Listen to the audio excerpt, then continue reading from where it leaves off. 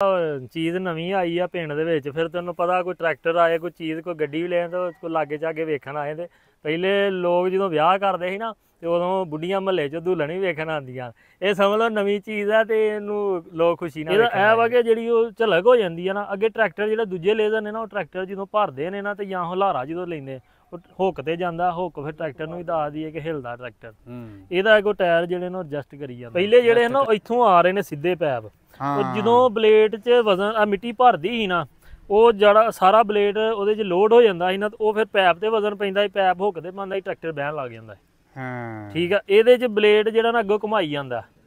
ਤੇ ਉਹ ਮਿੱਟੀ ਜਿਹੜੀ ਘੁੰਮਦੀ ਰਹਿੰਦੀ ਆ ਵਜ਼ਨ ਜਿਹੜਾ ਨਾ ਉਹ ਪਿੱਛੇ ਨੂੰ ਜਾਂਦਾ ਇਹ ਨਹੀਂ ਕਿ ਪੈਪ ਤੇ ਪੈਣਾ ਦੂਜੇ ਮੈਨੂੰ ਮੇਨ ਚੀਜ਼ ਇਹਨਾਂ ਦੀ ਆ ਬੜੀ ਚੀਜ਼ ਲੱਗੀ ਆ ਜਦੋਂ ਸੜਕ ਤੇ ਜਾਈਦਾ ਨਾ ਤੇ ਕਈ ਵਾਰ ਹਲਾਰੇ ਚ ਆਂਦਾ ਤੇ ਅੱਗੇ ਕਿਤੇ ਜਾਂ ਹੱਥ ਵੱਜੇ ਠੀਕ ਆ ਜਾਂ ਕੋਈ ਬੰਦਾ ਲੱਗੇ ਹੋਏ ਤੇ ਉਹ ਜੈਕ ਲੀਕ ਹੋ ਜਾ ਬਲੇਡ ਥੱਲੇ ਡਿੱਗਣ ਦਾ ਖਤਰਾ ਇਹਦੇ ਚ ਆ ਕਿ ਤੁਸੀਂ ਜਦੋਂ ਮੇਨ ਰੋਡ ਤੇ ਜਾਣਾ ਕੋਈ 10 ਕਿਲੋਮੀਟਰ ਸਫ਼ਰ ਕਰਨਾ ਰਾਹ 'ਚ ਤੁਸੀਂ ਮੇਨ ਰੋਡ ਤੇ ਇਹਦੇ ਵਿੱਚ ਕਿੱਲੀ ਪਾ ਦਿਓ ਬਲੇਡ ਆਪਣੀ ਜਗ੍ਹਾ ਇਹ ਅੱਗੇ ਆ ਵੀ ਬੜੀ ਅੱਛੀ ਚੀਜ਼ ਦਿੱਤੀ ਆ ਤੇ ਇਹਦੇ ਤੋਂ ਤੁਸੀਂ ਜਿਹੜਾ ਨਾ ਤੁਹਾਡਾ ਟਰੈਕਟਰ ਦੀ ਹੁੱਕ ਉੱਚੀ ਨੀਵੀਂ ਆ ਤੇ ਤੁਹਾਡਾ ਵੇਖੋ ਬਲੇਡ ਇੱਥੇ ਪੱਧਰਾ ਤੇ ਅਗਰ ਨਹੀਂ ਪੱਧਰਾ ਤੁਸੀਂ ਉੱਚਾ ਕਰ ਲਓ ਇਹਨੂੰ ਹੁੱਕ ਉੱਚੀ ਕਰ ਲਓ ਤੁਹਾਡੀ ਹੁੱਕ 'ਚ ਫਰਕ ਹੈ ਕਿ ਜ਼ਿਆਦਾਤਰ ਨਾ ਹੁੱਕਾਂ ਇੱਥੇ भी ने दूसरे ट्रैक्टर भी हाँ जी अस्सलाम वालेकुम दोस्तों अपना चैनल पीके यूट्यूब चैनल च खुश आमदीद दोस्तों मौजूद हैं जिला नारोवाल दे विच पिंड है जी पेजोवाली ये जी लेज़र आया जी मल्टी लेज़र वालों का तो माशाल्लाह इत्थे पूरा मेला लगा इलाका की भी जमा हो गए ने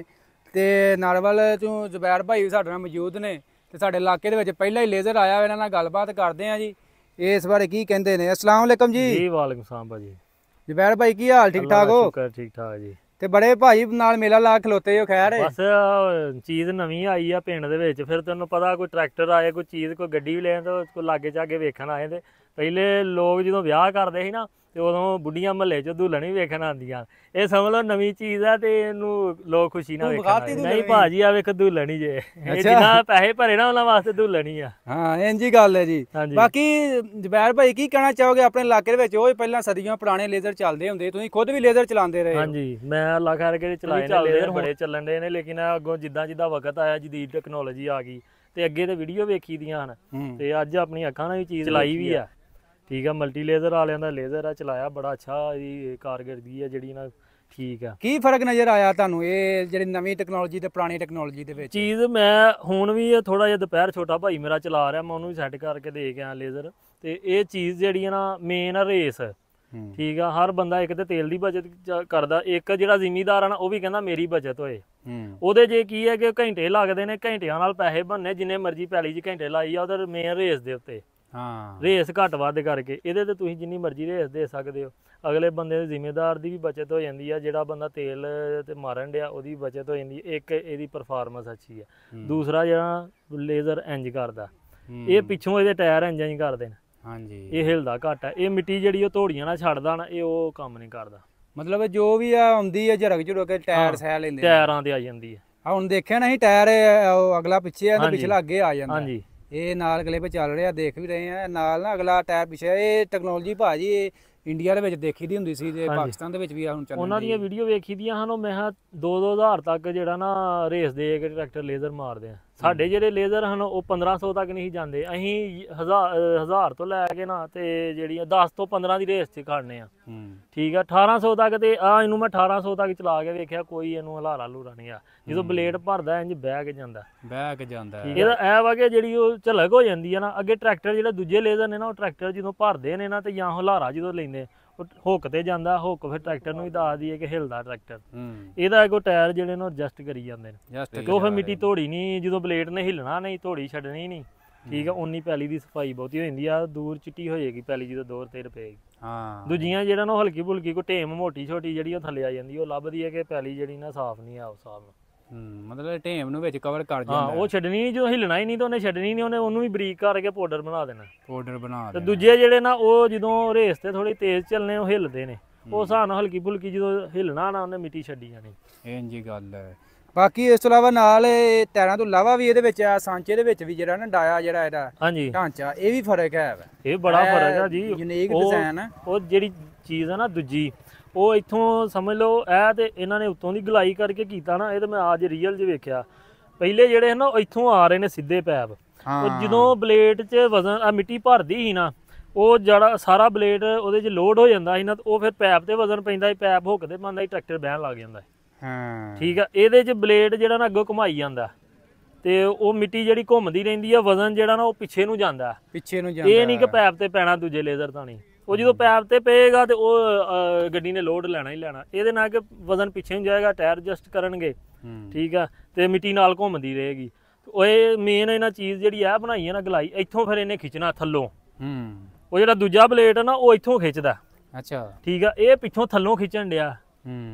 ਉਹਦੇ ਨਾਲ ਫਿਰ ਗੱਡੀ ਜਿਹੜੀ ਨਾ ਔਖੀ ਨਹੀਂ ਹੁੰਦੀ ਆ। ਉਹ ਲੇਜ਼ਰ ਜ਼ਿਆਦਾਤਰ ਮੈਂ ਦੇਖਿਆ ਜਦੋਂ ਜਿੱਥੇ ਜ਼ਿਆਦਾਤਰ ਆ ਜਾਂਦੇ ਨੇ ਮਿੱਟੀ ਭੜ ਕੇ, ਹਾਂਜੀ ਉਹ ਨਾਲੇ ਹੀ ਹੁੱਕ ਉੱਚੀ ਹੋ ਜਾਂਦੀ, ਹੁੱਕ ਤੇ ਉਹ ਲੋਡ ਪੈ ਜਾਂਦਾ ਨਾ, ਲੋਡ ਉਹ ਫਿਰ ਪਿਛਲੇ ਟਾਇਰ ਫ੍ਰੀ ਹੋ ਜਾਂਦੇ ਨੇ, ਸਲਿੱਪ ਮਾਰਨ ਲੱਗ ਜਾਂਦਾ, ਉਹ ਲੋਡ ਆ ਜਾਂਦਾ ਨਾ, ਉਹ ਫਿਰ ਜਦੋਂ ਬਲੇਡ ਭਰਦਾ ਨਾ ਉਹ ਪਿੱਛੇ ਨੂੰ ਵਜ਼ਨ ਜਾਂਦਾ, ਇਹਦਾ ਵਜ਼ਨ ਗਾਂਹ ਨੂੰ ਜਾਂਦਾ।